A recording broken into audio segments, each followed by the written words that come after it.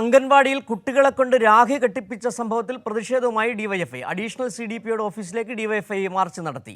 സ്വാതന്ത്ര്യദിനത്തിൽ കേന്ദ്ര സർക്കാർ ഉത്തരവിന്റെ മറവിലാണ് കുട്ടികളെ കൊണ്ട് രാഖി കെട്ടിപ്പിച്ചത്. വിവരങ്ങളുമായി ഇപ്പോൾ സുലേഖ ശശികുമാർ ചേരുകയാണ്. സുലേഖ, ഈ രാഖി കെട്ടിക്കൽ അടക്കമുള്ള പരിപാടികൾ RSS സംഘപരിവാർ സംഘടനകൾ ചെയ്യുന്നതാണ്. ഇന്നലെ ഈ അംഗൻവാടികളിൽ ഇത്തരത്തിൽ രാഖി കെട്ടിച്ചതിന് പിന്നിൽ ഒരു അഡീഷണൽ CDPO ആണെന്നാണ് മനസ്സിലാക്കാൻ കഴിയുന്നത്. എന്താണ് ഇപ്പോൾ ഡിവൈഎഫ്ഐയുടെ പ്രതിഷേധത്തിന്റെ ഒരു രീതി, മറ്റു വിവരങ്ങൾ?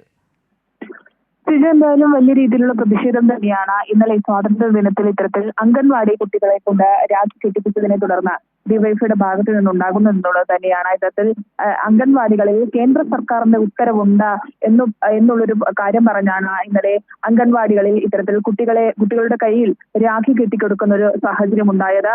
ഇതിൽ കേന്ദ്ര സർക്കാർ പറയുന്ന ഒരു കാര്യം എന്ന് പറയുന്നത്, ഇവരുടെ ഉത്തരവിൽ കേന്ദ്ര സർക്കാരിന്റെ ഉത്തരവിൽ പറയുന്ന കാര്യം എന്ന് പറയുന്നത്, ഹർഘർ തിരങ്ക പരിപാടിയുടെ ഭാഗമായി കുട്ടികളെ കൊണ്ട് രാഖി നിർമ്മിക്കുകയും അത് പോസ്റ്റൽ വഴി പട്ടാളക്കാർക്കോ അല്ലെങ്കിൽ പോലീസുകാർക്കോ അയക്കണം, അത് കുട്ടികളെ കൊണ്ട് ചെയ്യിപ്പിക്കണം എന്നതാണ് ഈ കേന്ദ്ര സർക്കാരിന്റെ ഉത്തരവിൽ പറയുന്നത്. പക്ഷേ ഇതിനെ മറയാക്കിയാണ്, ഇതിനെ വളച്ചൊടിച്ചുകൊണ്ടാണ് ഇത്തരത്തിൽ അംഗൻവാടികളിൽ കുട്ടികളെ കൊണ്ട് രാഖി കെട്ടിപ്പിക്കുന്ന ഒരു സാഹചര്യം ഉണ്ടായത്.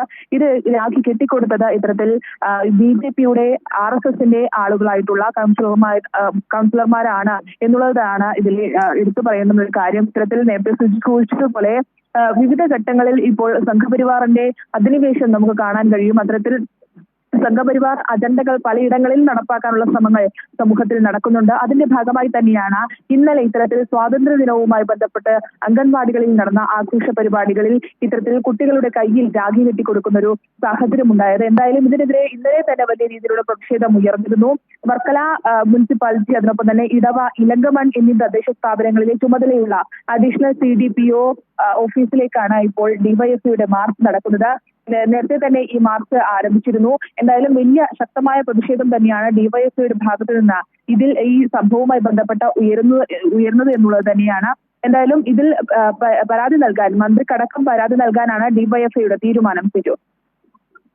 ശരി, സുലേഖ ശശികുമാറാണ് തിരുവനന്തപുരത്തു നിന്നുള്ള വിവരങ്ങൾ നൽകിയത്.